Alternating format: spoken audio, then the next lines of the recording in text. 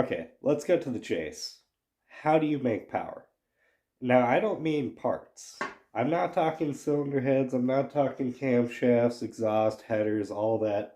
I'm not talking about parts. I'm not talking about what parts make power. I'm talking about what do the parts do to make power. What makes power? What is the fundamental thing in this engine that is the power? Like, where does it come from? Okay, I'm gonna tell you.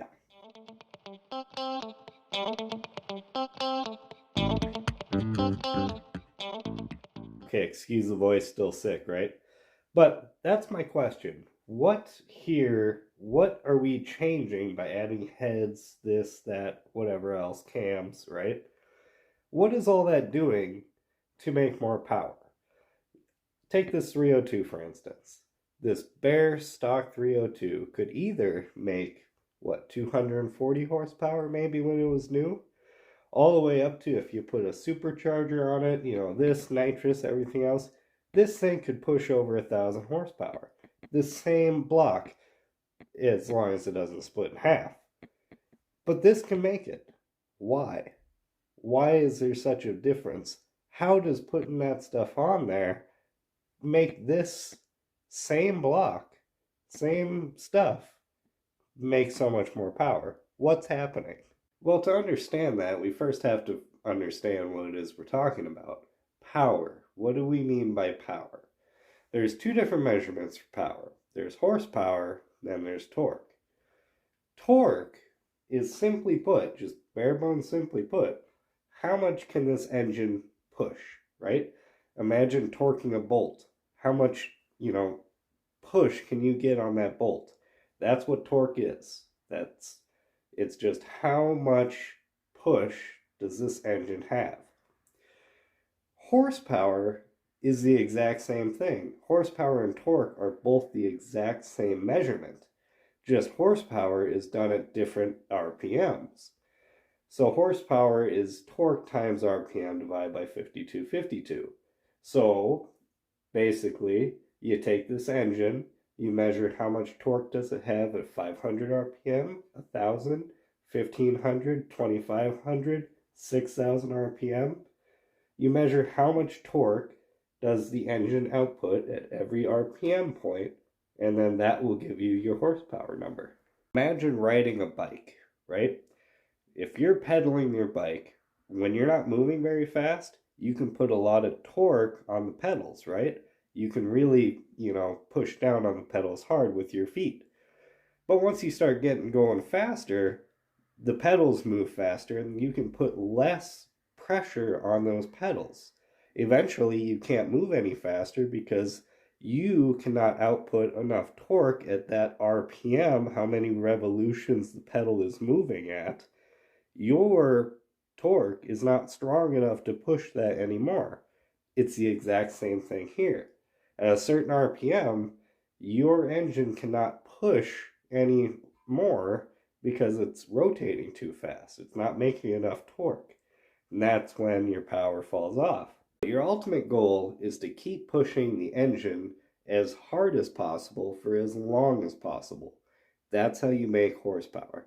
That's how you go from 240 horsepower to 1,000 horsepower. It's just based on how hard can you push this. So we know that now, right? We know we want this thing to output as much torque as possible for as long as possible. How do you do that? What creates the torque itself? Well, the torque is created when the piston gets pushed down by the air mixture charge. And that's why we put good heads and everything else on here, so we can get as much charge into the cylinder as possible.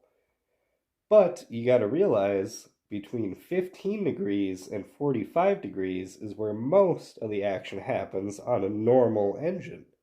Now, that's important because take a look at this. Now, we spend a lot of money and we do a lot of thinking and tricks and building.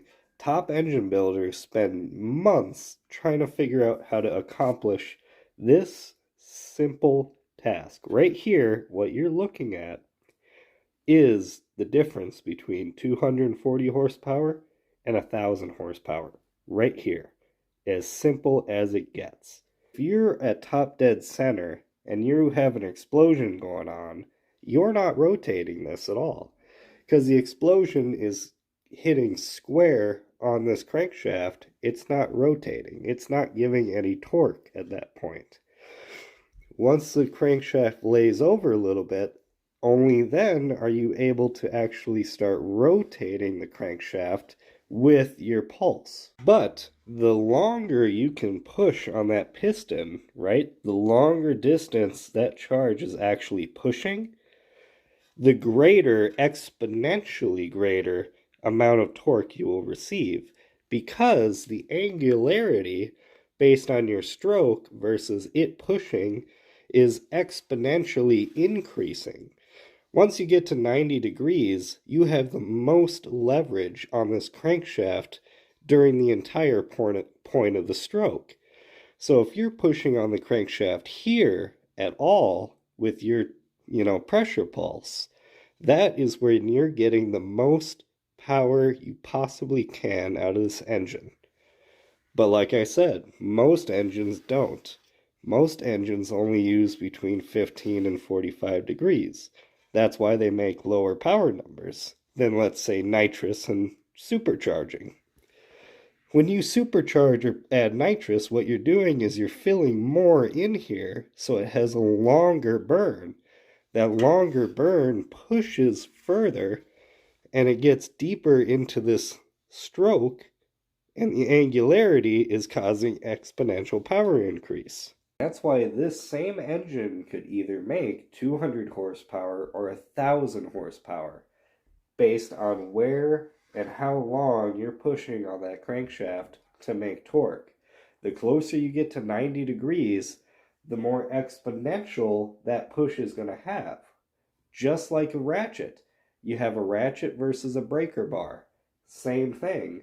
The longer distance you rotate it to 90 degrees, the longer the handle is of your ratchet that you're trying to undo the bolt with or tighten the bolt with. And that's torque, remember. Same principle here. This is trying to tighten a bolt. Put that in your head. So the longer your handle is, the greater force you can act on that bolt head. That's why the longer burn you can have, that affects the power exponentially.